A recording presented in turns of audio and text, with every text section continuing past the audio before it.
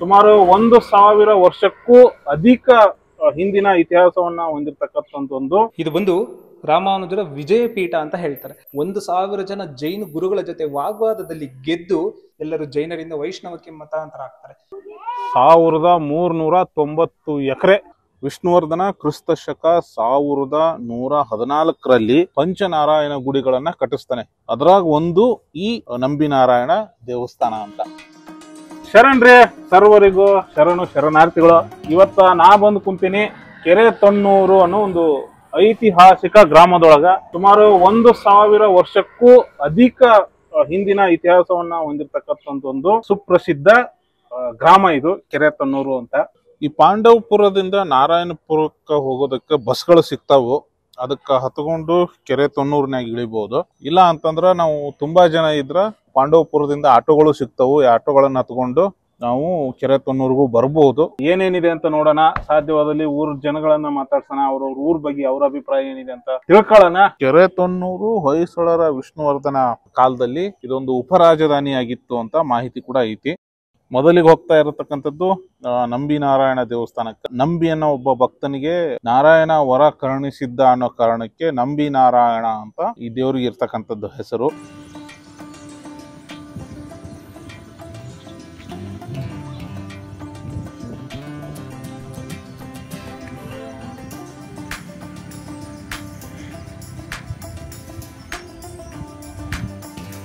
ಸುಮಾರು 40 ಅಡಿ ಎತ್ತರ ಇರತಕ್ಕಂತಹದ್ದು ಗರುಡಗಂಬ.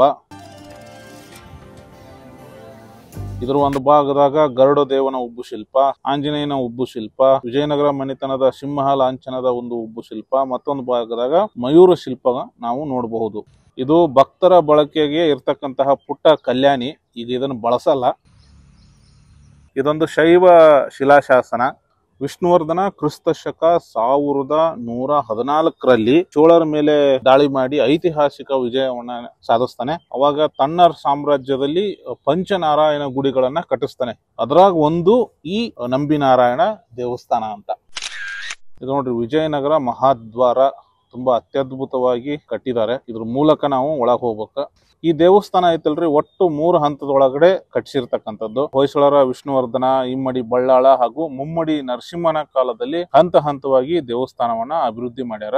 ಈ ಮಹಾದ್ವಾರ ಏನೈತಲ್ರಿ, ಇದು 3ನೇ ಹಂತದಲ್ಲಿ ನಿರ್ಮಾಣ ಆಗಿರ್ತಕ್ಕಂಥದ್ದು ಅಂತ ಮಾಹಿತಿ ಐತಿ. ಆಗಿನ ಮರದ ಬೃಹತ್ ಬಾಗಿಲುಗಳಿವು.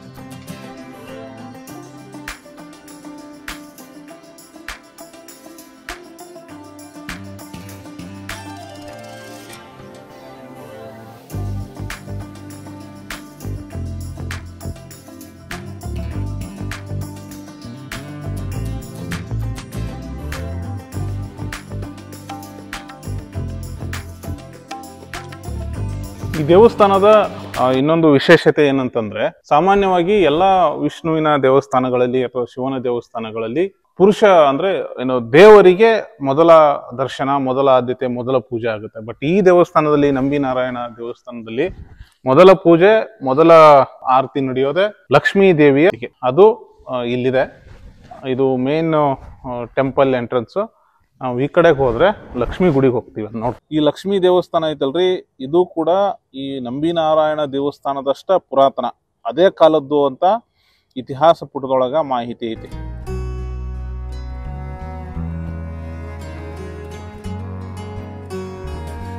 ಸೊ ಅದು ಲಕ್ಷ್ಮೀ ಗುಡಿ. ಒಳಗಡೆ ವಿಗ್ರಹನ ತೋರ್ಸಕ್ಕಾಗಲ್ಲ. ಅದ್ರ ಪಕ್ಕದಲ್ಲಿ ಇಲ್ಲೊಂದು ವೀರಗಲ್ಲಿದೆ ನೋಡಿ.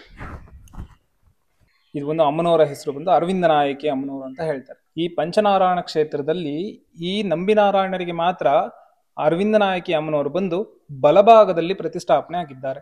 ಅದು ಇಲ್ಲಿ ವಿಶೇಷ. ಜೊತೆಗೆ ಎಲ್ಲ ಕಡೆ ಅಮ್ಮನವ್ರಿಗೆ ಬಂದು ಯಾರು ತುಳಸಿಯನ್ನು ಧರಿಸೋದಿಲ್ಲ. ಆದರೆ ಇಲ್ಲಿ ರಾಮಾನುಜರು ಬಂದು ತುಳಸಿಯನ್ನು ಧರಿಸುವಂತ ಪದ್ಧತಿಯನ್ನು ಮಾಡಿ ಹೋಗಿದ್ದಾರೆ. ಅದು ಹೇಗೆ ಅಂತ ಹೇಳಿದ್ರೆ, ಎಲ್ಲ ಕಡೆ ಮಹಾಲಕ್ಷ್ಮಿ ಕೂರುವಂತ ಪೀಠ ಬಂದು ತಾವರೆ ಹೂವಿನ ಪೀಠ. ಆದ್ರೆ ಈ ಪಂಚನಾರಾಯಣ ಕ್ಷೇತ್ರದಲ್ಲಿ ರಾಮಾನುಜರು ಬಂದು ಅರವಿಂದ ನಾಯಕಿ ಅಮ್ಮನವರಿಗೆ ಗರುಡ ಪೀಠದಲ್ಲಿ ಪ್ರತಿಷ್ಠಾಪನೆ ಮಾಡಿದ್ದಾರೆ. ಅದು ಇಲ್ಲಿ ವಿಶೇಷ. ಅದಕ್ಕೋಸ್ಕರ ಇಲ್ಲಿ ನಾವು ತುಳಸಿಯನ್ನು ನಾವು ಅಮ್ಮನವರಿಗೆ ನಾವು ಇಲ್ಲಿ ಧರಿಸ್ತೀವಿ. ಇದು ಒಂದು 10-11ನೇ ಶತಮಾನದಲ್ಲಿ ಕಟ್ಟಿರುವಂತ ದೇವಸ್ಥಾನ. 1000 ವರ್ಷ ಹಳೆ ದೇವಸ್ಥಾನ. ರಾಮಾನುಜರು ಪ್ರತಿಷ್ಠಾಪನೆ ಮಾಡಿ 12 ವರ್ಷಗಳ ಕಾಲ ಆರಾಧನೆ ಮಾಡಿರುವಂತ ವಿಗ್ರಹ ಇದು. ಇದು ಪ್ರದಕ್ಷಿಣಾ ಪಥ. ಬೆಟ್ಟದ ಮೇಲೇನೂ ಒಂದು ದೇವಸ್ಥಾನ ಇದೆ, ನಾವು ಅಲ್ಲಿಗೂ ಹೋಗ್ಬೇಕು. ಒಂದು ಟ್ರೆಕ್ ಮಾಡ್ಕೊಂಡು ದಾರಿ ಇದೆ ಅಂತೆ, ಬಟ್ ನಾವು ಟ್ರೆಕ್ ಮಾಡ್ಕೊಂಡು ಹೋಗೋ ಪ್ರಯತ್ನ ಮಾಡೋಣ.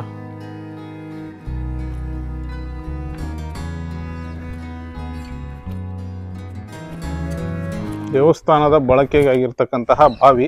ಮೊದಲು ಶೈತ ಇದ್ರು, ಈಗ ಮಷೀನಿಂದ ಎತ್ತುತ್ತಾರೆ, ನೀರು ಇದಾವೆ. ಸೊ ಇದು ದೇವಸ್ಥಾನದ ಒಳಗಡೆಗೆ ಹೋಗೋದಕ್ಕೆ ದಾರಿ.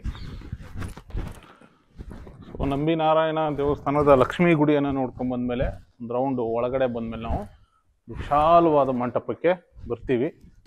ಮುಖ್ಯ ದೇವಸ್ಥಾನಕ್ಕೆ ಹೋಗೋ ಮುನ್ನ ಎಡಭಾಗದಾಗ ಒಂದು ಯಾಗ ಮಂಟಪ ಐತಿ, ಯಜ್ಞ ಮಂಟಪ, ಯಜ್ಞಶಾಲೆ ಅಂತ ಕರೀತಾರೆ.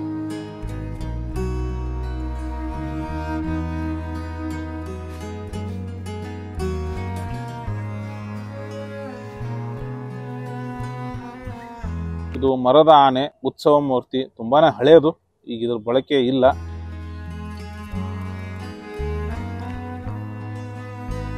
ಇದು ಶಿಲಾಶಾಸನ. ಈ ಊರಿನಲ್ಲಿ ದೊರೆತಕ್ಕಂತಹ ಸುಮಾರು 68 ಶಿಲಾಶಾಸನಗಳಲ್ಲಿ ಇದು ಕೂಡ ಒಂದಿಷ್ಟು ಮಾಹಿತಿಯನ್ನು ಕೊಡ್ತದೆ. ಹಳೆಗನ್ನಡ ಮತ್ತು ಸಂಸ್ಕೃತದಲ್ಲಿ ಇದನ್ನ ಕೆತ್ತನೆ ಮಾಡ್ಯಾರ. ಈ ಮಂಟಪದ ಮೂಲಕ ಮೇಲಕ್ಕೆ ಹೋಗ್ಬೇಕು ದೇವಸ್ಥಾನದ ಒಳಗಡೆಗೆ.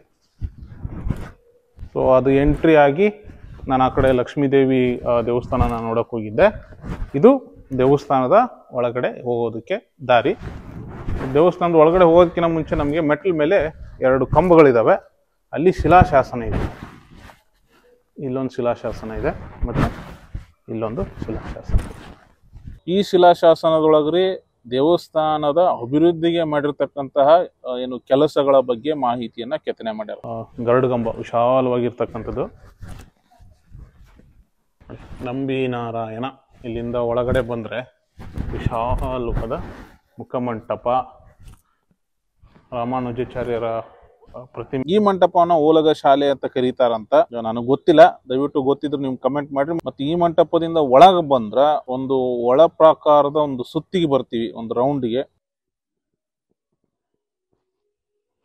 ಗುಡಿ ಮೇಲೆ ಇರ್ತಕ್ಕಂತಹ ಇಟ್ಟಿಗೆ ಶಿಖರ ಮತ್ತ ಬೃಹತ್ ಏನು ಕಂಬಗಳ ಪಾತಾಳ ಅಂಕಣ ಏನೈತಲ್ರಿ, ಅದು ಕೂಡ 3ನೇ ಹಂತದ ರಚನೆ.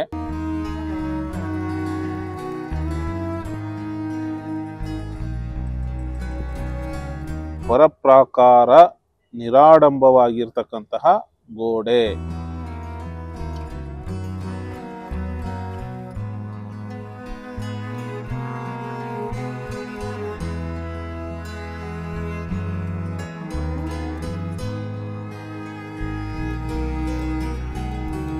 ಮತ್ತ ಇಲ್ಲಿಂದ ಒಳಗ್ ಬಂದ್ವಿ ಅಂದ್ರೆ ನಾವು ಓಲಗ ಶಾಲೆಗೆ ಬರ್ತೀವಿ.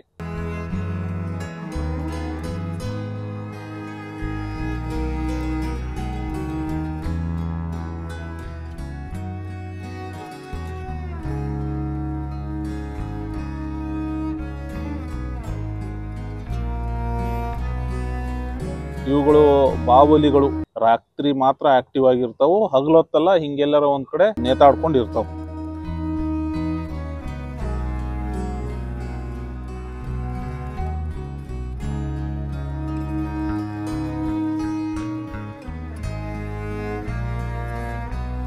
ಇದು ರಾಮಾನುಜಾಚಾರ್ಯರ ಮೂರ್ತಿ, ಇದ್ರ ಬಗ್ಗೆ ಆಮೇಲೆ ಹೇಳ್ತೀನಿ.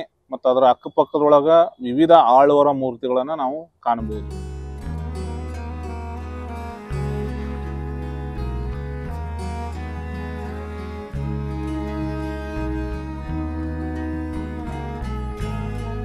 ಇದು ದೇವಸ್ಥಾನದ ಬೆಳಕಿಗಾಗಿ ಮಾಡಿರ್ತಕ್ಕಂಥ ವ್ಯವಸ್ಥೆ ರೀ. ಇದ್ರ ಒಳಭಾಗದಾಗ ವಿಷ್ಣುವಿನ ವಿವಿಧ ಅವತಾರಗಳ ಉಬ್ಬು ಶಿಲ್ಪಗಳನ್ನ ನೋಡ್ಬೋದು. ಅಲ್ಲಿ ಕಾಣಿಸಕತ್ತೈತಲ್ರಿ, ಅದು ಗರ್ಭಗುಡಿ. ದ್ವಾರಪಾಲಕರಾದ ಜಯ ಮತ್ತ ವಿಜಯ, ಇವ್ರ ವಿಶೇಷ ಏನಂತಂದ್ರೆ ಜಯ ಶಂಖವನ್ನ ಎಡಗೈಲಿ ಹಿಡಿದಿದ್ರ, ವಿಜಯ ಬಲಗೈಲಿ ಹಿಡ್ಕೊಂಡಿರ್ತಕ್ಕಂಥದ್ದು. ಅಂದ್ರೆ ವಿರುದ್ಧ ದಿಕ್ಕಿನೊಳಗಡೆ ಇವರು ಅಸ್ತ್ರಗಳನ್ನ ಹಿಡಿದಿರುವಂತದ್ದು. ಸೊ ಎಲ್ಲಾ ದೇವಸ್ಥಾನಗಳಲ್ಲಿ ಮಾಮೂಲಾಗಿರುವಂತೆ ಈ ದೇವಸ್ಥಾನದಲ್ಲೂ ಕೂಡ ಎಲ್ಲೂ ಮೂರ್ತಿಗಳನ್ನ ತೋರ್ಸಕ್ ಆಗಲ್ಲ, ದೇವರ ವಿಗ್ರಹಗಳನ್ನ. ಅದನ್ನೊಂದು ಹೊರತುಪಡಿಸಿ ಉಳಿದಂತೆ ದೇವಸ್ಥಾನದ ಎಲ್ಲಾ ರಚನೆಗಳನ್ನ ನಾವು ನೋಡ್ಬೋದು. ದೇವರನ್ನ ನಾವು ಇಲ್ಲಿ ಕಣ್ಣಾರೆ ನೋಡ್ಬೋದು, ಬಟ್ ಫೋಟೋ ತೆಗೆಯುವಂಥದ್ದಾಗ್ಲಿ ವಿಡಿಯೋ ಮಾಡುವಂಥದ್ದಾಗ್ಲಿ ಮಾಡೋಕ್ಕಾಗಲ್ಲ. ಸೊ ಅಲ್ಲಿರ್ತಕ್ಕಂಥ ನೀತಿ ನಿಯಮಗಳನ್ನ ನಾವು ಗೌರವಿಸ್ಬೇಕಾಗ್ತದೆ. ಅದೇ ರೀತಿ ಈಗ ನಾವು ನಂಬಿ ನಾರಾಯಣ ಅನ್ನೋ ಒಂದು ದೇವಸ್ಥಾನದ ಬಗ್ಗೆನೇ ಇಷ್ಟೋ ತನಕ ತಿಳ್ಕೊಂಡಿದೀವಿ. ಈಗ ನವರಂಗ ಮಂಟಪದಲ್ಲಿ ನಾನಿದ್ದೀನಿ. ನವರಂಗ ಮಂಟಪದ ಕಂಬಗಳು ಸಂಪೂರ್ಣವಾಗಿ ಹೊಯ್ಸಳರ ಶೈಲಿಯಲ್ಲಿದಾವ. ಬೇಲೂರಿನ ಏನು ದೇವಸ್ಥಾನದ ನವರಂಗ ಮಂಟಪಗಳದಾವು, ಕಂಬಗಳದಾವು, ಅಲ್ಲಿ ಹಂಗ ಕೂಡ ಇದನ್ನು ಕೆತ್ತನೆ ಮಾಡ್ಯಾರ. ಚರಿಕಿ ಶೈಲಿಯ ಅಲಂಕಾರಿಕ ಕಂಬಗಳಿವು. ಸೋಪ್ ಸ್ಟೋನ್ ಅನ್ನ ಬಳಕೆ ಮಾಡಿಕೊಂಡು ಕಟ್ಟಿರುವಂತಹದ್ದು.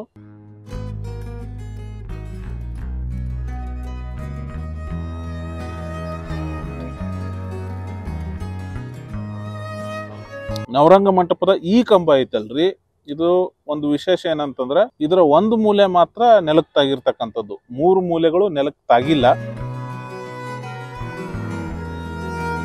ಈ ದೇವಸ್ಥಾನದ ಇನ್ನೊಂದು ವಿಶೇಷ ಅಂತಂದ್ರ ಇದರ ಸೀಲಿಂಗ್ ನಲ್ಲಿ ಇರ್ತಕ್ಕಂತಹ ಅಷ್ಟದಿಕ್ಪಾಲಕರು. ಯಾವುದೇ ದೇವಸ್ಥಾನಕ್ಕೆ ಹೋದ್ರೆ ನೀವು ಅಷ್ಟದಿಕ್ಪಾಲಕರು ಇರ್ತಾವು, ಬಟ್ ಅವರ ವಾಹನಗಳು ಮಾತ್ರ ಇರ್ತಾವು. ಬಟ್ ಇಲ್ಲಿ ಹಂಗಲ್ಲ, ಅಷ್ಟದಿಕ್ಪಾಲಕರನ್ನ ಇಲ್ಲಿ ಅವರ ಪತ್ನಿಯರ ಸಮೇತವಾಗಿ ಕೆತ್ತನೆ ಮಾಡಿರ್ತಕ್ಕಂಥದ್ದು ಇನ್ನೊಂದು ವಿಶೇಷ. ಪೂರ್ವದಲ್ಲಿ ಇಂದ್ರ ಮತ್ತೆ ಪತ್ನಿ ಶಚಿ, ಅವನ ವಾಹನ ಐರಾವತ. ಆಗ್ನೇಯದಲ್ಲಿ ಅಗ್ನಿ, ಅವನ ಹೆಂಡತಿ ಸ್ವಾಹ ಮತ್ತು ವಾಹನ ಟಗರು. ದಕ್ಷಿಣದಲ್ಲಿ ಯಮ, ಅವನ ಹೆಂಡತಿ ಯವಿಲ ಹಾಗೂ ವಾಹನ ಕೋನ. ನೈಋತ್ಯದಲ್ಲಿ ನೀರುತಿ, ಅವನ ಹೆಂಡತಿ ಕದ್ಗಿ ಹಾಗೂ ವಾಹನ ಮನುಷ್ಯ. ಪಶ್ಚಿಮದಲ್ಲಿ ವರುಣ, ಅವನ ಹೆಂಡತಿ ವರುಣಿ ಮತ್ತು ವಾಹನ ಮೊಸಳೆ. ವಾಯುವ್ಯದಲ್ಲಿ ವಾಯು ಮತ್ತೆ ಅವನ ಹೆಂಡತಿ ಭಾರತೀ ದೇವಿ, ವಾಹನ ಸಾರಂಗ. ಉತ್ತರದಲ್ಲಿ ಕುಬೇರ ಮತ್ತು ಅವನ ಹೆಂಡತಿ ಕಾಚೇರಿ, ವಾಹನ ಆನೆ.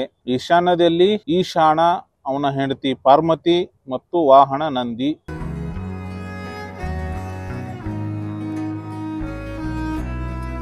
ಬಂದು ನಂಬಿನಾರಾಯಣ ಸ್ವಾಮಿ ದೇವಸ್ಥಾನ ಅಂತ. ಇಲ್ಲಿ ಬಂದು ಇದು ರಾಮಾನುಜರು ಪ್ರತಿಷ್ಠಾಪನೆ ಮಾಡಿರುವಂತ ವಿಗ್ರಹ. ರಾಮಾನುಜರು ಪ್ರತಿಷ್ಠಾಪನೆ ಮಾಡಿ 12 ವರ್ಷಗಳ ಕಾಲ ಆರಾಧನೆ ಮಾಡಿರುವಂತ ವಿಗ್ರಹ ಇದು. ಇದು ಬಂದು ನಾರಾಯಣರಿಗೆ ಇಲ್ಲಿ ಮೇಲೆಗೈಯಲ್ಲಿ ಬಂದು ಗದಾ ಪದ್ಮ ಇಟ್ಕೊಂಡಿದ್ದಾರೆ, ಎಡಗೈಯಲ್ಲಿ ಗದೆ ಇಟ್ಕೊಂಡಿದ್ದಾರೆ, ಮೇಲೆಗೈಯಲ್ಲಿ ಬಲಭಾಗದಲ್ಲಿ ಪದ್ಮ ಇಟ್ಕೊಂಡಿದ್ದಾರೆ. ಮುಂದಗಡೆ ಕೈಯಲ್ಲಿ ಶಂಕು ಬಂದು ಬಲಭಾಗದಲ್ಲಿ, ಚಕ್ರ ಬಂದು ಎಡಭಾಗದಲ್ಲಿದೆ. ಶಂಕು ಚಕ್ರವನ್ನು ಮುಂದಗಡೆ ಕೈಯಲ್ಲಿ ಅದ್ಲು ಬದಲಾಗಿ ಇಟ್ಕೊಂಡಿದ್ದಾರೆ. ಅದೇ ಈ ಒಂದು ನಾರಾಯಣರ ವಿಶೇಷ. ಏನಕ್ಕೆ ಅಂತ ಹೇಳಿದ್ರೆ, ರಾಮಾನುಜರು ತಮಿಳುನಾಡಿಂದ ಸಾಲಿಗ್ರಾಮದ ದಾರಿಯಲ್ಲಿ ಈ ತೊಂಡನೂರಿಗೆ ಬಂದಾಗ ಇಲ್ಲಿ ಜೈನ ಸಾಮ್ರಾಜ್ಯದ ಆಳ್ವಿಕೆ ಇರುತ್ತೆ. ಅಷ್ಟೂ ಜನ ಜೈನರನ್ನ ಶ್ರೀ ವೈಷ್ಣವ ಧರ್ಮಕ್ಕೆ ಇಲ್ಲಿ ಮತಾಂತರ ಮಾಡಿ ಅವರಿಗೆ ಮುದ್ರಧಾರಣೆ, ಶ್ರಮಾಶ್ರಣಂ ಅಂತ ಹೇಳ್ತಾರೆ. ಆ ಒಂದು ಮುದ್ರಧಾರಣೆ ಮಾಡೋದಕ್ಕೋಸ್ಕರ ಇದೊಂದು ಅವತಾರ. ಏನಂತ ಹೇಳಿದ್ರೆ, ನಮ್ಮ ಮುಂದೆ ನಿಂತಿರೋರಿಗೆ ನಾವು ಶಂಕುಚಕ್ರವನ್ನು ಮುದ್ರಧಾರಣೆ ಮಾಡ್ಬೇಕಂತ ಹೇಳಿದ್ರೆ ನಾವು ಅದ್ಲು ಬದಲಾಗಿ ಇಟ್ಕೊಂಡಾಗ್ಲೇನೆ ನಮ್ಮ ಮುಂದೆಗಡೆ ಇರೋಂಥವ್ರಿಗೆ ಸರಿ ಬರುತ್ತೆ.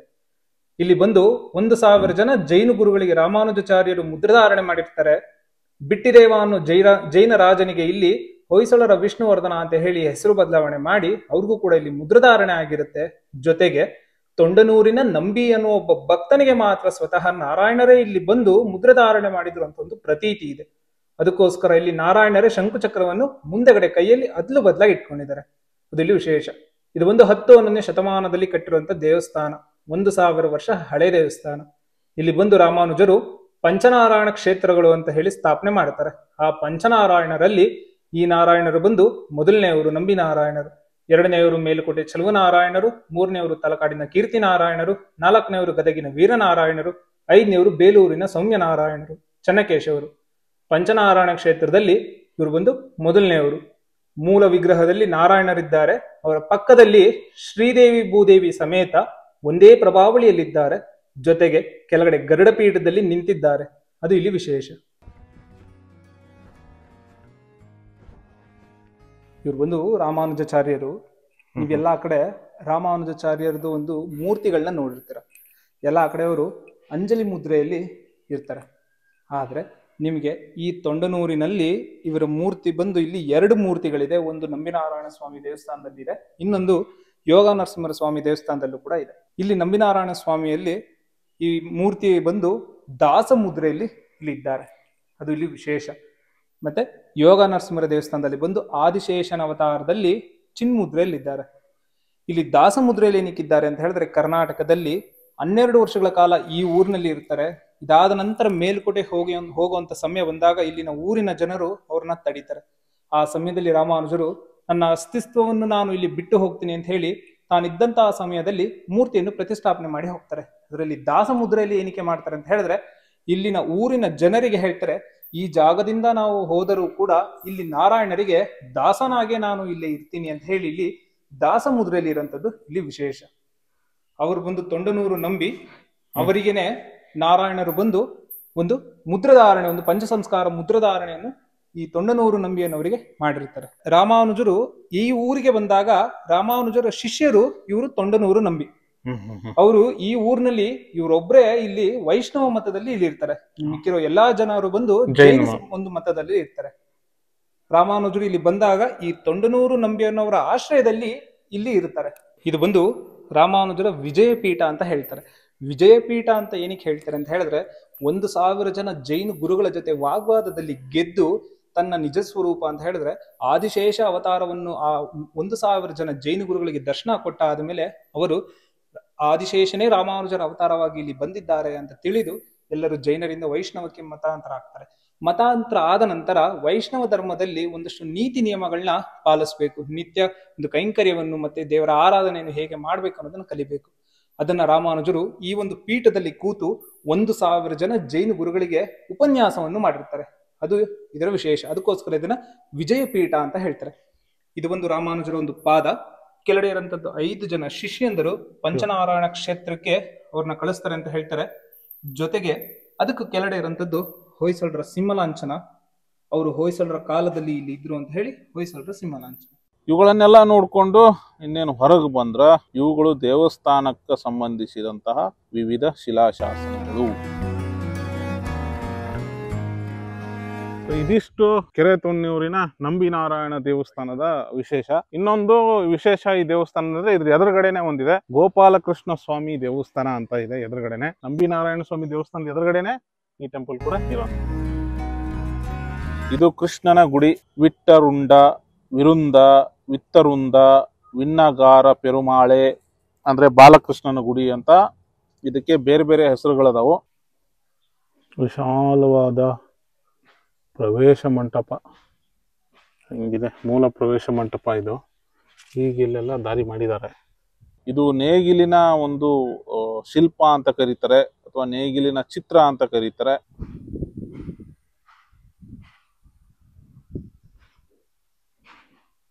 ಅಲ್ಲೊಂದು ಶಿಲಾಶಾಸನ ಇದೆ, ಇಲ್ಲೂ ಕೂಡ ಒಂದು ಶಿಲಾಶಾಸನ ಇದೆ.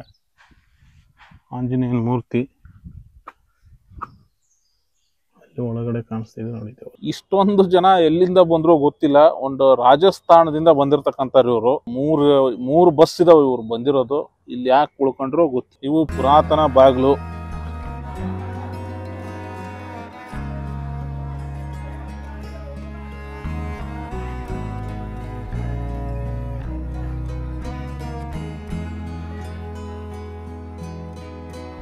ಹೊಯ್ಸಳರ ಇಮ್ಮಡಿ ಬಳ್ಳಾಳನ ಒಂದೆರಡು ಶಾಸನಗಳಲ್ಲಿ ಈ ಗೋಪಿನಾಥ ದೇವಸ್ಥಾನ ಅಂತ ಉಲ್ಲೇಖ ಮಾಡಿದ್ದಾರೆ. ಕಾರೈಕುಡಿಯ ತಿಲ್ಲಂ ಕೊತ್ತಾಂಡಿನ ದಂಡನಾಯಕ ಯಾದವನಾರಾಯಣ ಚತುರ್ವೇದಿ ಮಂಗಲ ಮಧ್ಯದಲ್ಲಿ ವಿನ್ನಾಗರವನ್ನ ನಿರ್ಮಿಸಿ ವಿತ್ತಿರುಂದ ಪೆರುಮಾಳೆ ದೇವರನ್ನ ಪ್ರತಿಷ್ಠಾಪಿಸಿದ ಅಂತ ಹೇಳ್ತಾರೆ. ಒಂದು ಶಿಲಾಶಾಸನದಲ್ಲಿ ಇರ್ತಕ್ಕಂಥ ಒಂದು ಮಾಹಿತಿ. ದ್ರಾವಿಡ ಶೈಲಿಯಲ್ಲಿ ಚೋಳ ಮಾದರಿಯಲ್ಲಿ ದೇವಸ್ಥಾನ ಕಟ್ಟಿರುವಂತದ್ದು. ದೇವಸ್ಥಾನದ ಅರ್ಚಕರನ್ನ ಮಾತಾಡ್ಸಕ್ ಪ್ರಯತ್ನ ಪಟ್ಟೆ. ಅವರು ಸಾರಾಸಗಟವಾಗಿ ನಾನು ಮಾತಾಡೋದಿಲ್ಲ ಅಂತ ಹೇಳ್ಬಿಟ್ರು. ವಿಡಿಯೋ ಏನಾದ್ರು ಮಾಡ್ಬೇಕಂದ್ರೆ ನೀವು ತಹಸೀಲ್ದಾರ್ ಆಫೀಸಿಂದ ಪರ್ಮಿಷನ್ ತಗೋರಿ ಅಂತಾನು ಹೇಳಿದ್ರು. ಇದು ಗರ್ಭಗೃಹದಲ್ಲಿ ಇರ್ತಕ್ಕಂತಹ ಕೃಷ್ಣನ ಮೂರ್ತಿ. ಅಕ್ಕಪಕ್ಕದಲ್ಲಿ ರುಕ್ಮಿಣಿ ಮತ್ತು ಸತ್ಯಭಾಮಿಯರನ್ನ ನೋಡ್ಬೋದು ನಾವು. ಇದಿಷ್ಟು ಪಾರ್ಥಸಾರಥಿ ದೇವಸ್ಥಾನ. ಒಳಗಡೆ ಸ್ಟ್ರಿಕ್ಟಿಗ್ ಕ್ಯಾಮ್ರಾ ಅಲೋ ಮಾಡಲ್ಲ. ಸೊ ಒಳಗಡೆ ಒಂದು ಸುಂದರವಾದ ಕೃಷ್ಣನ ವಿಗ್ರಹ ಇದೆ ಪಾರ್ಥಸಾರಥಿದು. ಭೂನೀಳ ದೇವಿ ಜೊತೆಗೆ ಒಂದೆರಡು ಶಿಲಾಶಾಸನಗಳಿದ್ದಾವೆ ಗರ್ಭಗುಡಿ ಗೋಡೆಗೆ ಹೊಂದ್ಕೊಂಡಂಗೆ. ಅದು ಬಿಟ್ಟರೆ ಚೆನ್ನಾಗಿದೆ. ಅತ್ಯಂತ ಸುಂದರವಾದಂಥ ಒಂದು ಕಲ್ಲಿನ ದೇವಸ್ಥಾನ. ಬಟ್ ಒಳಗಡೆ ಕ್ಯಾಮ್ರಾ ಅಲೋ ಮಾಡೋಕ್ಕಾಗಲ್ಲ, ಒಳಗಡೆ ಇದೆ ಅಂತ ತೋರಿಸಲ್ಲ. ಒಂದು ಶಿಲಾಶಾಸನ ಬೇರೆ ಇದೆ.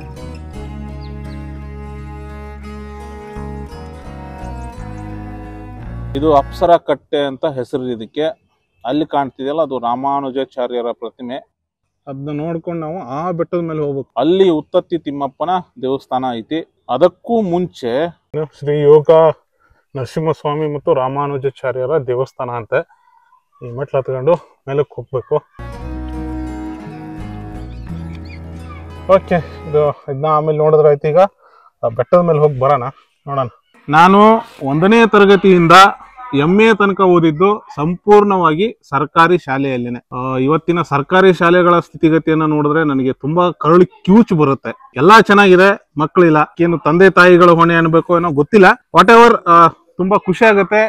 ಬಹುದಿನಗಳ ನಂತರ ನನಗೊಂದು ಸೌಭಾಗ್ಯ ಏನ್ ಸಿಕ್ಕಿರೋದಂದ್ರೆ ಸರ್ಕಾರಿ ಶಾಲೆಯಲ್ಲಿ ಊಟ ಮಾಡುವ ಸೌಭಾಗ್ಯ ನನಗೆ ಇವತ್ತು ಸಿಕ್ಕಿದೆ. ಊಟ ಮಾಡ್ತಾ ಇದ್ದೀನಿ. ನನಗೆ ಅನ್ನದ ದಾರಿ ಮಾಡಿಕೊಟ್ಟಂತಹ ನಮ್ಮೂರಿನ ಸರ್ಕಾರಿ ಪ್ರಾಥಮಿಕ ಶಾಲೆಗೂ ಹಾಗೆ ಇವತ್ತು ನನಗೆ ಅನ್ನ ಹಾಕಿದಂತಹ ಕೆರೆ ತೊನ್ನೂರಿನ ಸರ್ಕಾರಿ ಪ್ರಾಥಮಿಕ ಶಾಲೆಗೂ ಒಂದು ಥ್ಯಾಂಕ್ಸ್ ಅನ್ನ ಹೇಳ್ತಾ ಮತ್ತೆ ನಾನೀಗ ಆ ಬೆಟ್ಟ ಹತ್ತಕ್ಕೆ ಹೋಗ್ಬೇಕು, ಉತ್ತತ್ತಿ ತಿಮ್ಮಪ್ಪನ ದೇವಸ್ಥಾನದ ಕಡೆಗೆ. ಅಲ್ಲಿ ದೇವಸ್ಥಾನ ಕಾಣ್ತಿದೆ, ಆ ದೇವಸ್ಥಾನನ ನೋಡ್ಕೊಂಡು ಹಂಗೆ ಸುತ್ತಾಕೊಂಡು ಇಲ್ಲಿ ಸ್ಕೂಲ್ ಕೆಳಗಡೆ ಊಟ ಮಾಡಿ, ಅಲ್ಲಿ ರಾಮಾನುಜಾಚಾರ್ಯ ಸ್ಟ್ಯಾಚ್ಯೂ ಇದೆ, ಅಲ್ಲಿ ಹೋಗೋಕ್ಕಾಗಲಿಲ್ಲ, ಆಮೇಲೆ ಹೋಗ್ತೀನಿ. ಅಲ್ಲಿಂದ ಹಿಂಗೆ ಮೇಲೆ ಕತ್ಕೊಂಡು ಬಂದರೆ ನಾವು ರೌಂಡ್ ಹಾಕಿ ಆ ಬೆಟ್ಟದ ಮೇಲೆ ಹೋಗಬೇಕು. ಬಟ್ ನಾನೇನು ಮಾಡ್ತೀನಿ ಅಂತಂದರೆ ಈ ರೋಡಲ್ಲಿ ಹೋಗಲ್ಲ, ನಮಗೆ ಈ ಕಾಲದ ಇದು ದಾರಿ ಇದೆಯಲ್ಲ, ಈ ಅಡ್ಡ ದಾರಿಲಿ ಇಲ್ಲೆಲ್ಲೋ ದಾರಿ ಇದೆ, ಆ ದಾರಿನ ಹಿಡ್ಕೊಂಡು ನಾನು ಹೀಗೆ ಮೇಲಕ್ಕೆ ಹೋಗ್ತೀನಿ. ಸಾಮಾನ್ಯವಾಗಿ ಮಳೆಗಾಲ ಆದ ತಕ್ಷಣನೇ ಚಳಿಗಾಲ ಬರಬೇಕು. ಈ ಕಾಲಮಾನ ಉಲ್ಟಾ ಆಯಿತೋ ಏನೋ ಗೊತ್ತಿಲ್ಲ. ಮಳೆಗಾಲ ಇನ್ನೂ ಮುಗಿದಿಲ್ಲ, ಆಗಲೇ ಸೆಕೆ, ಬಿಸಿಲು ಭಯಂಕರ 36 ಡಿಗ್ರಿ ಸೆಲ್ಸಿಯಸ್ ಹೋಗ್ತಾ ಇದೆ. ಮುಂದೆ ಬೇಸಿಗೆ ಹೆಂಗಿದೆಯೋ ಏನೋ ಇನ್ನ ಶಿವ. ಪ್ರಾಚೀನ ಶಾಸನಗಳಲ್ಲಿ ಈ ತೊನ್ನೂರು, ತೊಂಡನೂರು, ತೊನ್ನೂರು, ಯಾದವಪುರ, ಪದ್ಮಗಿರಿ ಅಂತ ಈ ಊರಿಗೆ ಬೇರೆ ಬೇರೆ ಹೆಸರುಗಳದಾವ್ರಿ. ಅನಾದಿ ಹಿರಿಯ ಅಗ್ರಹಾರ ಯಾದವನಾರಾಯಣ ಚತುರ್ವೇದಿ ಮಂಗಳ ಅಂತ ಒಂದು ಅಭಿಧಾನ ಬಿರುದು ಕೂಡ ಊರಿಗಿತ್ತು. ಇದೊಂದು ವಿದ್ಯಾ ಕೇಂದ್ರ ಕೂಡ ಆಗಿತ್ತು. ರಾಮಾನುಜಾಚಾರ್ಯರು ಇಲ್ಲಿಗೆ ಬಂದ ಮೇಲೆ ಇದೊಂದು ಪುಣ್ಯಕ್ಷೇತ್ರ ಆಯ್ತು. ಗತಕಾಲದಲ್ಲಿ ಯಾರೇ ಉತ್ತತ್ತಿ ತಿಮ್ಮಪ್ಪನ ನೋಡಕ್ ಹೋದ್ರು ಕೂಡ ಅವ್ರು ಬಳಕೆ ಮಾಡ್ತಿದ್ದ ದಾರಿ ಇದೇನೆ. ಇತ್ತೀಚೆಗೆ ಆ ಕಡೆ ರೋಡ್ ಮಾಡ್ಕೊಂಡಿದ್ದಾರೆ. ಮೊದಲೆಲ್ಲ ಓಡ್ತಿರ್ತಿದ್ದ ದಾರಿ ಇದೇನೆ. ಇಲ್ಲಿ ಬರಬೇಕು ಈ ಬೆಟ್ಟದ ಮೇಲೆ. ತೊಂಡ ಅಂತಂದ್ರೆ ಭಕ್ತ ಅಂತ ಆಗ್ತದೆ. ಭಕ್ತರಿದ್ದ ಊರು ಇಲ್ಲವೇ ಭಕ್ತನಿಂದ ಕಟ್ಟಲ್ಪಟ್ಟ ಊರು ತೊಂಡನೂರು ಎಂಬ ಹೆಸರು ಬಂದಿರಬಹುದು ಅಂತ ಇತಿಹಾಸಕಾರರು ಊಹಿಸುತ್ತಾರೆ. ಮತ್ತೆ ಇಲ್ಲಿಗೆ ಇನ್ನೊಂದು ಹೆಸರಿತ್ತು, ಈ ಭಾಗಕ್ಕೆ ನರಸಿಂಹಪಟ್ಟಣ ಅಂತಾನೂ ಕರೀತಿದ್ರು.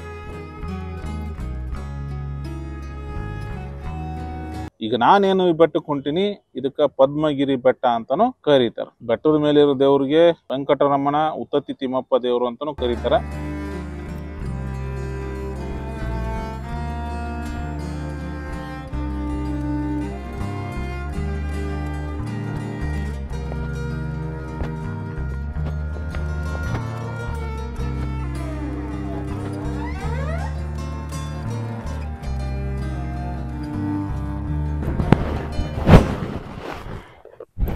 ಆಂಜನೇಯ ಸ್ವಾಮಿ ದೇವಸ್ಥಾನ. ಸೊ ಇದನ್ನ ನೋಡ್ಕೊಂಡು ಇದ್ರ ಮೇಲೆ ನಾವು ಹೋಗ್ಬೇಕು.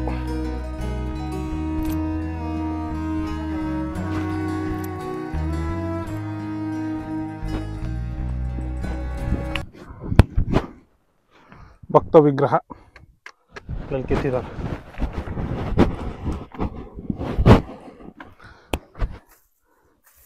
ಇಲ್ಲೊಂದಿಷ್ಟೇನೋ ಕೆತ್ತಿದ್ದಾರೆ, ಗೊತ್ತಾಗ್ತಿಲ್ಲ.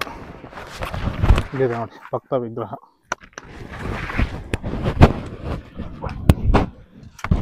ಉತ್ತತ್ತಿ ತಿಮ್ಮಪ್ಪನ ದೇವಸ್ಥಾನ.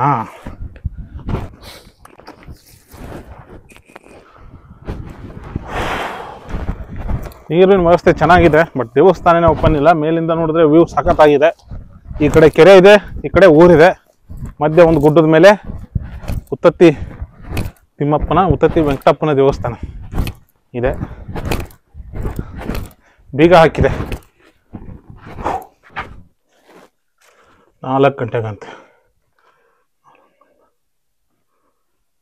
ದೇವಸ್ಥಾನದ ಹಿಂದ್ಗಡೆ ಬಂದ್ರೆ ಈ ತರ ವಿಶಾಲವಾದ ಕೆರೆ ಸಿಗುತ್ತೆ.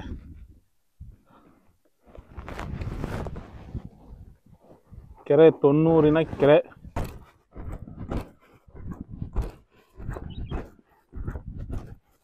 ಅಲ್ಲಿದೆ ಪೀಕು. ಇಲ್ಲಿ ಹರಿತಿದ್ದಂತಹ ಯಾದವ ನದಿಗೆ ಒಡ್ಡನ್ನ ಹಾಕಿ ರಾಮಾನುಜಾಚಾರ್ಯರೇ ಕೆರೆಯನ್ನ ಕಟ್ಟಿಸಿದ್ರು ಅಂತ ಮಾಹಿತಿ ಕೂಡ ಐತಿ. ಇದಕ್ಕೆ ಯಾದವ ಸಮುದ್ರ, ತಿರುಮಲ ಸಾಗರ ಅಂತಾನು ಹೆಸರದವು. ಅಲ್ಲಿದೆ ನೋಡೋಣ ಪೀಕ್ ಹೋಗಕ್ಕೆ. ಇಲ್ಲಿ ದಾರಿ ಇದೆ, ನೋಡ್ಕೊಂಡು ಹೋಗ್ಬೇಕು. ಅದು ಬೋಟಿಂಗ್ ಪಾಯಿಂಟ್. ಮೋಸ್ಟ್ಲಿ ಬೋಟಿಂಗ್ ಇದೆಯಲ್ಲೋ ಗೊತ್ತಿಲ್ಲ, ನೋಡೋಣ ಅಲ್ಲಿ ಹೋದ್ಮೇಲೆ ವಿಚಾರಿಸ.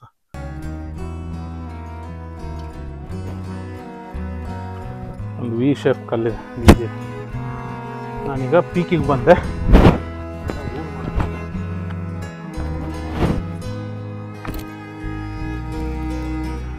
ಅದು ಕೆರೆಗೆ ದಾರಿ, ಸ್ಟ್ಯಾಚು, ಸ್ಕೂಲು, ಊರು.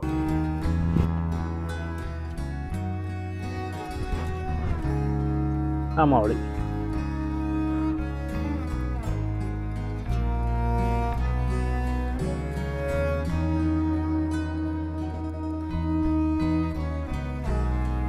ಉತ್ತತ್ತಿ ತಿಮ್ಮಪ್ಪನ ದೇವಸ್ಥಾನವನ್ನು ನೋಡಿಕೊಂಡು ಬೀಗ ಹಾಕಿದೆ 4 ಗಂಟೆಗೆ ಅಂತ. ಇನ್ನು ತುಂಬ ನೋಡೋದಿದೆ. ಇದೊಂದು ಕಾಯ್ತಾ ಕೂರಕ್ಕಾಗಲ್ಲ, ಇನ್ನೊಂದು ನೋಡೋಣ. ಬಟ್ ಈಗ ಕೆಳಗೆ ಇಳಿಯೋ ಟೈಮು, ಅದಕ್ಕಿಂತ ಮುಂಚೆ ಒಂದು ಗ್ರಾಮಸ್ಥರಲ್ಲಿ ಒಂದು ಮನವಿ ಏನಂದರೆ, ದಯವಿಟ್ಟು ಜನಗಳು ಅವಾಗವಾಗ ಮೇಲೆ ಬರ್ತಾ ಇರಿ ಬೆಟ್ಟದ ಮೇಲೆ. ಇಲ್ಲ ಅಂತಂದರೆ ಅನೇಕ ಯುವಕರು ಇಂಥ ನಿರ್ಜನ ಪ್ರದೇಶವನ್ನು ಬೀಡಿ, ಸಿಗರೇಟು, ಕುಡಿತದ ಅಡ್ಡವನ್ನು ಮಾಡ್ಕೊಂಡ್ಬಿಡ್ತಾರೆ. ನಾನೇನು ಸುಮ್ಮನೆ ಹೇಳ್ತಿಲ್ಲ. ನೋಡಿ, ಇಲ್ಲಿ ಸಾಕ್ಷಿ ಸಮೇತನೇ ಇದೆ. ಸೊ ಇದು ಬಿಯರ್ ಬಾಟ್ಲ್ ಕ್ಯಾಪ್. ಇದು ಹಿಂಗೆ ಬೀಡಿ, ಸಿಗರೇಟು ಪ್ಯಾಕೆಟ್ಗಳು ಬಿದ್ದಿದ್ದಾವೆ, ಗುಟ್ಕಾ ಚೀಟುಗಳು ಬಿದ್ದಿದ್ದಾವೆ. ಹುಷಾರಾಗಿರಬೇಕು. ಅಲ್ಲಲ್ಲಿ ಪ್ಲಾಸ್ಟಿಕ್ ಬಾಟ್ಲನ್ನ ಎಸ್ತೋಗಿದ್ದಾರೆ. ಇಟ್ಸ್ ರಾಂಗ್, ಅದನ್ನೆಲ್ಲ ಮಾಡಬಾರ್ದು. ಸೊ ಗ್ರಾಮಸ್ಥರು ಒಂದು ಕಳಕಳಿ ಮನವಿ ಏನಂದ್ರೆ, ದಯವಿಟ್ಟು ಇತ್ತ ಹಾಯ್ತೇ ಇರಿ, ಒಬ್ರಿಲ್ಲ ಒಬ್ಬರು. ಯಾಕೆಂದರೆ ಕೆಲವೊಂದಿಷ್ಟು ಅಕ್ರಮ ಚಟುವಟಿಕೆಗಳನ್ನು ನಿಯಂತ್ರಿಸಬಹುದು ಅನ್ನೋ ಉದ್ದೇಶಕ್ಕೆ ಈಗ ಕೆಳಗೆ ಇಳಿಯೋಣ. ಕೆರೆ ಹತ್ರ ಹೋಗೋಣ. ಕೆರೆ ಹತ್ರ ಬೋಟಿಂಗ್ ಇದೆಯೇನೋ ನೋಡ್ಕೊಂಡು, ಇಲ್ಲಿಂದ ನೋಡಿಕೊಂಡು ಈಗ ಬಂದ ದಾರಿಯಲ್ಲಿ ನಾನು ವಾಪಸ್ ಇಳ್ಕೊಂಡು ಹೋಗ್ತಾ ಇದ್ದೀನಿ.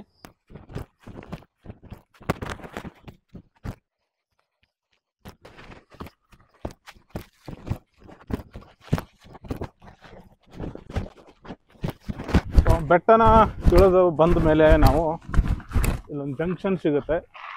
ಅಲ್ಲಿ ರಾಮಾನುಜಾಚಾರ್ಯರ ಸ್ಟ್ಯಾಚ್ಯೂ ಇದೆ. ಅಲ್ಲೂ ಹೋಗೋದಕ್ಕೆ ಆ ಕಡೆ ದಾರಿ ಇದೆ, ಅಲ್ಲಿ ಈಗ ಹೋಗಲ್ಲ. ಬಟ್ ಅದನ್ನ ಬಿಟ್ಟರೆ ಇಲ್ಲಿ ದಾರಿ ಇದೆ ಅಲ್ವಾ, ಈ ಲಾರಿಗಳೆಲ್ಲ ಇಲ್ಲಿ ಮೆಟ್ಟಿದ್ದಾವೆ. ಈ ದಾರಿಯಿಂದ ಹತ್ಕೊಂಡು ನಾನು ಕೆರೆ ಕಡೆ ಹೋಗ್ತಾ ಇದ್ದೀನಿ. ಕೆರೆಗೆ ಹೋಗೋಣ.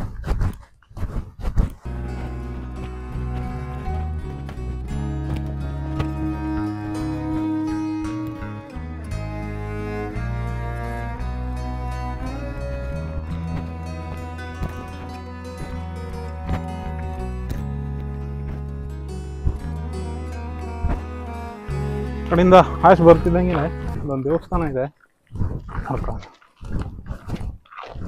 ದೇವಕನ್ನೂರು ಸುಬ್ರಹ್ಮಣ್ಯ ಸ್ವಾಮಿ ದೇವಸ್ಥಾನ ನೋಡಿಕೊಂಡು ಮೇಲಕ್ಕೆ ಹೋದರೆ ಕೆರೆ ದಂಡೆ ಹೋಗ್ತೀವಿ. ನೋಡೋಣ ಏನಿದೆ. ಪಾಚಿರಹಿತ ಶುಭ್ರ ಜಲ ಸಂಗ್ರಹವನ್ನ ಕಂಡಂತಹ ಮತ್ತು ಅದರಿಂದ ಉಲ್ಲಾಸಗೊಂಡಂತಹ ದಕ್ಕನ್ನನ ಸುಬೇದಾರ ಅವನ ಮಗ ಹೈದರಾಬಾದಿನ ನಾಜಿರ್ ಜಂಗ್ ಕ್ರಿಸ್ತ ಶಕ 1766ರಲ್ಲಿ ಇದಕ್ಕೆ ಮೋತಿ ತಲಾಬ್ ಅಂತ ನಾಮಕರಣ ಮಾಡ್ತಾನೆ. ಇಲ್ಲಿ ಕೇಳಿದೆ ಬೋಟಿಂಗ್ ಇದೆಯಾ ಅಂತ. ಬೋಟಿಂಗ್ ಇಲ್ಲ ಅಂತಂದ್ರು. 2 ಹಳೆ ದೇವಸ್ಥಾನಗಳಿದಾವೆ. ಇಲ್ಲೊಂದಿದೆ, ಯಾವ ದೇವಸ್ಥಾನ ಅಂತ ಗೊತ್ತಿಲ್ಲ. ಸೊ ಸಾರ್ವಜನಿಕರು ಹೇಳೋ ಪ್ರಕಾರ ಮೊದಲೆಲ್ಲ ವ್ಯವಸ್ಥೆ ಇತ್ತಂತೆ, ಸ್ವಿಮ್ಮಿಂಗು, ಬೋಟಿಂಗು ಎಲ್ಲಾನು ತೆಗೆದ್ಬಿಟ್ಟು ಕಟ್ಟೆನೆಲ್ಲ ನೀಟಾಗಿ ಕಟ್ಬಿಟ್ಟು ಆ ಹಳೆ ಕಾಲದ ಅಲ್ಲಿ ಹಳೆ ಕಾಲದ ಮೆಟ್ಲಿದಾವೆ ನೋಡಿ, ಅದೆಲ್ಲ ಹಳೆ ಮೆಟ್ಲು ಅವಾಗ ಕಟ್ಟಿರೋದು. ಎಲ್ಲಾನು ಸ್ಟ್ರಿಕ್ಟ್ ಮಾಡ್ಬಿಟ್ಟು ಅಲ್ಲ ಬಂದ್ ಮಾಡ್ಬಿಟ್ಟಿದ್ದಾರೆ. ಸರ್, ಈ ಕೆರೆಯಲ್ಲಿ ಆಳ ಕಂಡಿಡ್ದವ್ರು ಯಾರೂ ಇಲ್ಲ. ಇನ್ನೂವರೆಗೂ ಕಂಡಿಡ್ದೆ ಅನ್ನೋರು ಯಾರು ವ್ಯಕ್ತಿಗಳು ಯಾರೂ ಇಲ್ಲ. ಒಂದ್ಸರಿ ಯಾವಾಗ್ಲೂ ಒಂದ್ಸಲಿ ಕ್ಯಾಮ್ರಾ ಬಿಟ್ಟ ತಕ್ಷಣ ಒಂದ್ಸಲಿ ಬಿಟ್ಟಿದ್ರಂತೆ. ನಾವು ನೋಡಿದೋ ಮೊಬೈಲ್ಗಳಲ್ಲಿ. ಆ ಕ್ಯಾಮ್ರಾ ಹೋಯ್ತಾನೆ ಅದು ಮಂಕಾಗಿ ಹೋಗಿತ್ತಂತೆ ಕ್ಯಾಮ್ರಾ. ಅಲ್ಲಿವರೆಗೂ ಒಬ್ರು ಕಂಡಿಡ್ದವ್ರಂಥವ್ರು ಯಾರೂ ಇಲ್ಲ. ತುಂಬಾ ದಿವಸದಿಂದ ಫೇಮಸ್ ಇದು ಎಲ್ಲಿ ಯಾವ್ದೋ ದೇವ್ರು ಬಂದ್ರೆ ಇಲ್ಲಿ ಬಂದು ಇಲ್ಲಿಂದ ಸ್ಥಳದಲ್ಲಿ ಹೋಗಿ ನೀರು ತಗೊಂಡೋಗಿ ದೇವ್ರ ತಲೆ ಮೇಲೆ ಹಾಕಿ ಪುಣ್ಯ ಸ್ಥಳ ಇದು. ಅದಲ್ಲದೆ ಕೆಳಗಡೆ ದೇವಸ್ಥಾನ ಇದೆಯಂತೆ. ಅಂದ್ರೆ ಯಾರು ಕಂಡಿಡ್ದಿರೋರಿಲ್ಲ, ಹೋದವ್ರು ವಾಪಸ್ ಬಂದಿಲ್ಲ ಸರ್ ಅದರಿಂದ ಇವಾಗ ಇಲ್ಲಿ ಯಾರೇ ಬಂದ್ರು ಈ ಕೆರೆಗೆ ಬಂದು ಸ್ನಾನ ಮಾಡಿಕೊಂಡು ಅಲ್ಲಿ ಕೆಳಗಡೆ ಸ್ನಾನ ಮಾಡಬೇಕು. ಕೆರೆ ಅಲೌಟ್ ಇಲ್ಲ. ಆದರೆ ಚೆನ್ನಾಗಿದೆ ಸರ್, ತುಂಬ ಸ್ಥಳ ಇದು. 90 ಕೆರೆ ಉದ್ದ, ಮೇಲೆ 500 ಅಡಿ ಇದೆ, ಎತ್ತರ 450 ಅಡಿ ಸಮಥಿಂಗ್ ಏನೋ ಕಾಟ್ ಮಾರ್ಕ್ ಮಾಡಿದ್ದಾರೆ. ಉದ್ದ ಕೆಳಗೆ 300 ಅಡಿ ಇದೆ. ಒಟ್ಟು ಅಚ್ಚುಕಟ್ಟು 1390 ಎಕರೆ ಇದೆ ಅಂತೆ. ಯಪ್ಪ, ನೋಡಿ ಎಲ್ಲ ಈಜೋದು ಮತ್ತೆ ನಾಡದೋಣಿಗಳನ್ನ ನಿಷೇಧ ಮಾಡಿದ್ದಾರೆ. ಸರ್ಕಾರ ಈ ತರ ಬೋರ್ಡ್ ಹಾಕಿ ಆಮೇಲೆ ಈ ತರ ಫೆನ್ಸಿಂಗ್ ಅನ್ನ ಹಾಕಿ ಸಾಧಿಸೋದಾದ್ರೂ ಏನಿದೆ ರೀ.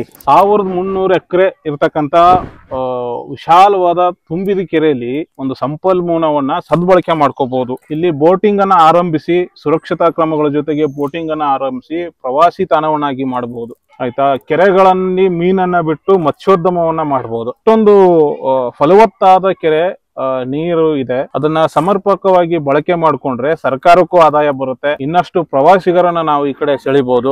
ಹೆಚ್ಚಾಗಿ ಫ್ಯಾಮಿಲಿಗಳು ಇಲ್ಲಿ ಸುತ್ತಮುತ್ತಲು ಏನು ಪ್ರದೇಶಗಳಿದಾವೆ ಅವನ್ನ ನೋಡಕ್ ಬಂದಾಗ ಈ ತರದೊಂದು ಸ್ಥಳ ಇತ್ತು ಅಂದ್ರೆ ಅವ್ರಿಗೂ ಕೂಡ ಮಕ್ಕಳು ಮರಿ ಸಮೇತ ಬಂದು ಒಂದು ದಿನ ಕಳ್ಕೊಂಡು ಹೋಗ್ಬೋದು. ಒಂದು ಒಳ್ಳೆ ಪ್ರವಾಸ ತಾಣವನ್ನ ಮಾಡಬೇಕು. ದಯವಿಟ್ಟು ಸರ್ಕಾರ ಈ ಕಡೆ ಚಿಂತಿಸಿದ್ರೆ ಸಾರ್ವಜನಿಕರಿಗೂ ಒಳ್ಳೇದಾಗತ್ತೆ, ಸರ್ಕಾರಕ್ಕೂ ಒಂದು ಸಣ್ಣ ಆದಾಯ ಕೂಡ ಬರುತ್ತೆ. ಸೊ ಈಗ ಅಲ್ಲಿ ನೀರು ಬೀಳುವಂಥದ್ದು ಒಂದು ಜಾಗ ಇದೆ, ಅಲ್ಲಿ ಸ್ನಾನ ಮಾಡ್ತಾರಂತೆ, ಅಲ್ಲಿ ಹೋಗೋಣ. ಈಗಲೂ ಕೂಡ ಕೆಲವೊಂದು ಕಡೆ ಅದನ್ನ ಅದೇ ಹೆಸರನ್ನ ಬಳಸ್ತಾರೆ.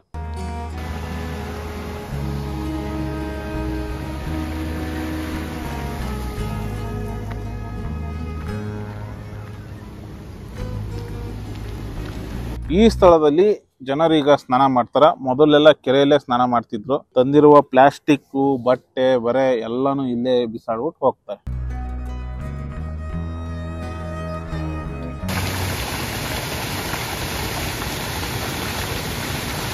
ಸೊ ಆ ಫಾಲ್ಸ್ ನ ನೋಡ್ಕೊಂಡು ನಾವೀಗ ಅಲ್ಲಿ ರಾಮಾನುಜಾಚಾರ್ಯರ ಸ್ಟ್ಯಾಚು ಕಾಣಿಸುತ್ತಲ್ಲ ಅಲ್ಲಿಗೆ ಹೋಗೋಣ. ಅಲ್ಲಿಂದ ಒಂದು ಶಿವನ್ ದೇವಸ್ಥಾನ ಇದೆ ಹೊರಗಡೆ, ಅಲ್ಲಿಗೆ ಹೋಗೋಣ. ರಾಮಾನುಜಾಚಾರ್ಯರ ಮೇಲೆ ಈ ರೀತಿ ಆದಿಶೇಷ ಇದ್ದರೆ ಅದು ರಾಮಾನುಜಾಚಾರ್ಯರು ಆದಿಶೇಷನ ಮೂಲ ರೂಪ ಅಂತ ಅರ್ಥ ಮಾಡ್ಕೋಬೇಕು ನಾವು. ಅಲ್ಲಿ ಕಾಣಿಸ್ತಿರ್ತಕ್ಕಂಥ ರಾಮಾನುಜಾಚಾರ್ಯರ ಸ್ಟ್ಯಾಚುವನ್ನು ನೋಡಿಕೊಂಡು ನಾನು ಈ ಊರು ಹೊರಗಡೆ ಒಂದು ಶಿವನ್ ದೇವಸ್ಥಾನ ಇದೆ, ಅಲ್ಲಿಗೆ ಹೋಗ್ತಾ ಇದ್ದೀನಿ. ನೋಡೋಣ, ಗದ್ದೆ ಒಳಗಡೆ ಇದೆ ಅದು. ಈ ಕೆರೆಗೆ ಅಪ್ಸರೆ ಕಟ್ಟೆ ಅಂತ ಕರೀತಾರಂತೆ, ಅಪ್ಸರೆ ಕಟ್ಟೆ ಅಂತ.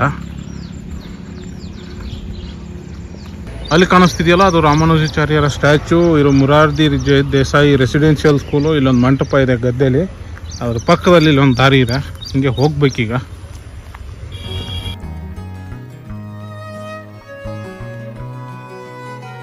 ಹೌದು, ಕಬ್ಬಿನ ಪಡದಲ್ಲಿ ಹಾಕಿದ್ದು ಹೋಗ್ತಿದ್ದೀನಿ ದೇವಸ್ಥಾನಕ್ಕೆ. ಸುತ್ತಲೂ ಕಬ್ಬಿದೆ. ಕೈಲಾಸೇಶ್ವರ ದೇವಸ್ಥಾನ, ಚಂದ್ರಮೌಳೀಶ್ವರ ದೇವಸ್ಥಾನ. ಸೊ ಇದ್ರೊಳಗಡೆ ಇರೋದು ಚಂದ್ರಮೌಳೀಶ್ವರ ದೇವಸ್ಥಾನ, ಇಲ್ಲಿರೋದು ಕೈಲಾಸೇಶ್ವರ ದೇವಸ್ಥಾನ.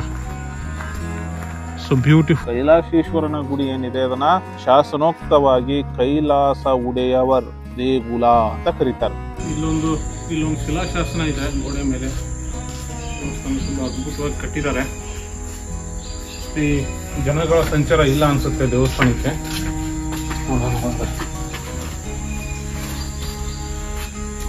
ಈ ದೇವಸ್ಥಾನ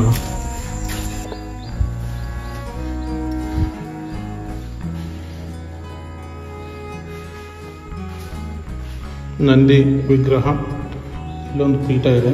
ತ್ರಿಕೂಟ ಚಲೋ ಅನ್ನಿಸ್ತದೆ ನೋಡಿದ್ರೆ. ಗಣೇಶನ ವಿಗ್ರಹ, ನಂದಿ, ಅಲ್ಲಿ ನಾಗ, ಇಲ್ಲಿದೆ ನೋಡಿ ದೇವಸ್ಥಾನ, ಕೈಲಾಸೇಶ್ವರ ದೇವಸ್ಥಾನ.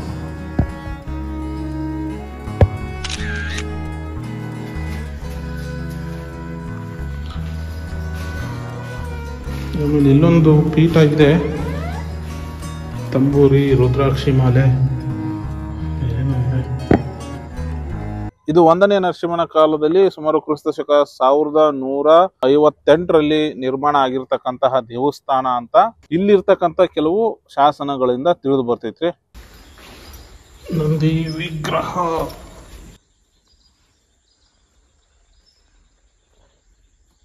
ಕೈಲಾಸೇಶ್ವರ ದೇವಸ್ಥಾನದ ಗರ್ಭಗುಡಿಯನ್ನು ನೋಡ್ಕೊಂಡು ಇನ್ನು ಸುತ್ತಲೂ ನೋಡೋದಾದ್ರೆ ಏನೇನಿದೆ ಅಂತ ನೋಡೋಣ. ಪಾದುಕೆ ಇದೆ, ಯಾರದು ಅಂತ ಗೊತ್ತಿಲ್ಲ. ಇದೊಂದು ಎಂಟ್ರೆನ್ಸು. ವೀರಗಲ್ಲಿದೆ, ಮಾಸ್ತಿಕಲ್ಲು ಅಂತಾರೆ, ವೀರಗಲ್ಲು ಇದೆ. ಕೆಳಗಡೆ ಇಲ್ಲಿ ಶಿಲಾಶಾಸನ ಇತ್ತು ಅನ್ಸುತ್ತೆ, ಅದೆಲ್ಲ ಅಳಿಸೋಗಿದೆ. ಮೇಲೆ ಒಂದು ಯುದ್ಧದ ಪ್ರಸಂಗ ಇದೆ. ಹಿಂಗೆ ನೋಡ್ಕೊಂಡ್ ಬಂದ್ರೆ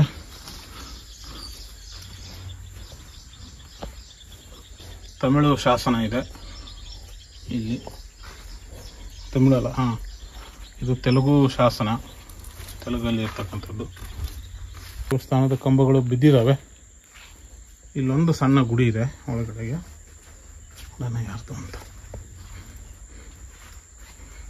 ಈ ದೇವಸ್ಥಾನದ ನಿರ್ಮಾಣದ ಬಗ್ಗೆ ಮತ್ತು ದೇವರ ವಿವಿಧ ಪೂಜಾ ಕೈಂಕರ್ಯಗಳಿಗಾಗಿ ವಿವಿಧ ಸಂದರ್ಭದಾಗ ಬೇರೆ ಬೇರೆ ವ್ಯಕ್ತಿಗಳು ನೀಡಿದಂತಹ ಭೂದಾನ, ಸುಂಕದಾನ ಹಾಗೂ ಬಗ್ಗೆ ಈ ಮಾಹಿತಿಯನ್ನ ನಾವು ಈ ಶಿಲಾಶಾಸನದಲ್ಲಿ ತಿಳ್ಕೋಬಹುದು.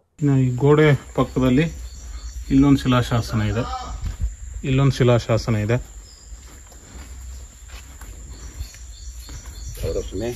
ಬೆಂಗಳೂರು ಸರ್. ಇಲ್ಲೊಂದು ಶಿಲಾಶಾಸನ ಬರ್ತಿದ್ದಾರೆ, ಹಳೆಗನ್ನಡದಲ್ಲಿದೆ. ಸೊ ಗೋಡೆಯಲ್ಲಿ ಇಲ್ಲೊಂದು ತಮಿಳು ಶಾಸನ ಇದೆ, ಅದ್ರ ಕೆಳಗಡೆ ಬಂದ್ರೆ ಇಲ್ಲೊಂದು ಶಾಸನ ಇದೆ ನೋಡಿ, ಇದು ಹಳೆಗನ್ನಡದಲ್ಲಿ. ಅನ್ನದಾತನ ಋಣ ನಾವ್ ಏನ್ ಮಾಡಿದ್ರು ತೀರ್ಸಕ್ಕಾಗಲ್ಲ, ಯಾಕಂದ್ರೆ ಯಜಮಾನ್ರು ಕಬ್ಬು ತಂದು ಕೊಡ್ತಿದ್ದಾರೆ ನನಗೆ ಅಂತ ನೋಡಿ. ಸುತ್ತಮುತ್ತಲು ಕಬ್ಬಿದೆ, ತಿನ್ನದೆ ಹೋದ್ರೆ ಹೊಟ್ಟೆ ಚುರ್ರಂದ್ಬಿಡ್ತದೆ, ಏನು ಎಲ್ಲೂ ಸಿಗಲ್ಲ ಏನಿಲ್ಲ ಅಂತ ನನಗೋಸ್ಕರ ಅವ್ರು ಹೋಗಿ ಒಂದು ಕಬ್ಬನ್ನು ತಗೊಂಬಂದ್ರು. Sir thank you. ಹಾಂ ನೋಡಿ ಸಾಕತ್ತಾಗಿದೆ, ನೋಡೋಕ್ಕೇನೆ ಒಂಥರ ಆನಂದ ನನಗೆ. ಇನ್ನು ತಿಂದ್ಬಿಟ್ರೆ ಇನ್ನೂ ಸಾಕತ್ತಾಗಿರುತ್ತೆ. ಇನ್ನು ತಿಂತೀನಿ, ಆಮೇಲೆ ಮತ್ತೆ ಮಾತಾಡೋಣ. ಹೇಳ್ತೀನಿ ಇದೆಲ್ಲ ಸಾ ಮುರಿಬೇಕಲ್ಲ ಸಾ. ನೋಡಿ ಇಷ್ಟೇ ಸಾ ಇದು ಈ ಪೀಸ್ ಮಾಡಿದ್ರೆ ಕಬ್ಬನ್ನು ಹೆಂಗೆ ಮುರಿಬೇಕು ಅಂತ ಹೇಳ್ಕೊಡ್ತಿದ್ದಾರೆ. ಊರು ಸುತ್ತೋಕೆ, ಚೆನ್ನಾಗಿರೋ ಊರನ್ನ ನೋಡೋಕ್ಕೆ ಬರೋದು.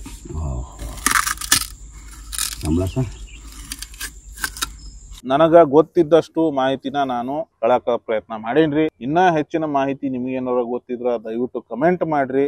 ಕಬ್ಬನ್ನ ಅಗೆದು ಜಗೆದು ತಿಂದು ದಶಮಾನಗಳೇ ಆಗೋಗಿದ್ದು, ಎಷ್ಟೋ ವರ್ಷಗಳಾಗೋಗಿದ್ದು. ಸಂತೆಯಲ್ಲಿ ನಮ್ಮ ಅಜ್ಜಿ ತಾಂಬರವರು, ಅವಾಗ ನಮ್ಮ ಊರ ಕಡೆ ಬೆಳೆಯಲ್ಲ ಹೆಚ್ಚಾಗಿ, ಬೇರೆ ಊರ ಕಡೆಯಿಂದ ಸಂತೆಯಲ್ಲಿ ಬರ್ತಿತ್ತು. ಅವಾಗ ನಮ್ಮ ಅಜ್ಜಿ ತಾಂಬರವರು ಇಡೀ ಕಬ್ಬನ್ನು ಅವಾಗ ತಿಂತಾ ಇದ್ದಿದ್ದು. ಯಾವಾಗ ಕೆಲಸ ಅಂತ ಊರು ಬಿಟ್ವೋ ಆವಾಗಿಂದ ನಮ್ಮ ಹಳ್ಳಿ ಜೀವನನೇ ಮುಗಿದೋಯ್ತು ರೀ. ಹಳ್ಳಿ ಜೀವನನೇ ಮುಗಿದೋಯ್ತು, ಬರೀ ಸಿಟಿಗೆ ಅಡ್ಜಸ್ಟ್ ಆಗ್ಬಿಟ್ಟಿವಿ. ಕೊಳೆ ಸಾಲಿನಲ್ಲಿರ್ತಕ್ಕಂಥ ಮರಗಳು ಅಸ್ತಿತ್ವ ಕಡಿಮೆ ಆಗ್ತಿದ್ಮೇಲೆ ಪಕ್ಷಿಗಳು ಗೂಡನ್ನ ಎಲ್ಲಿ ಕಟ್ಟೋದಕ್ಕೆ ಸ್ಟಾರ್ಟ್ ಮಾಡಿದ ಗೊತ್ತಾ? ಕಾಣಿಸ್ತಿದ್ಯಾ? ಈ ಕೇಬಲ್ ಅಲ್ಲಿ ಪಕ್ಷಿಗಳು ಗೂಡನ್ನ ಕಟ್ಟೋದಕ್ಕೆ ಸ್ಟಾರ್ಟ್ ಮಾಡಿದವು. ಸೊ ಇದಿಷ್ಟು ಕೆರೆತೊಣ್ಣೂರು ಒಂದು ಗ್ರಾಮದ ಟೂರ್ ನಂದು. ತುಂಬಾ ಚೆನ್ನಾಗಿತ್ತು. ಟೋಟಲ್ ಆಗಿ ಹೇಳ್ಬೇಕಂದ್ರೆ ಒಂದು ಕಂಪ್ಲೀಟ್ ಫ್ಯಾಮಿಲಿ ಒನ್ ಡೇ ಔಟಿಂಗಿಗೆ ದಿ ಬೆಸ್ಟ್ ಪ್ಲೇಸು. ಕೆರೆ, ಬೆಟ್ಟದ ಮೇಲಿನ ದೇವಸ್ಥಾನ, ಈ ನಂಬಿಯಾರ ಸ್ವಾಮಿ ದೇವಸ್ಥಾನ, ಆಮೇಲೆ ಗೋಪಾಲ ಪಾರ್ಥಸಾರಥಿ ದೇವಸ್ಥಾನ, ತುಂಬ ಐತಿಹಾಸಿಕವಾಗಿ ತುಂಬ ಚೆನ್ನಾಗಿರ್ತಕ್ಕಂಥ ಪ್ಲೇಸ್ಗಳು ಇಲ್ಲಿದ್ದಾವೆ. ಒಂದು ದಿನಕ್ಕೆ ಫ್ಯಾಮಿಲಿಯವರು ಔಟಿಂಗ್ ಮಾಡಬಹುದು.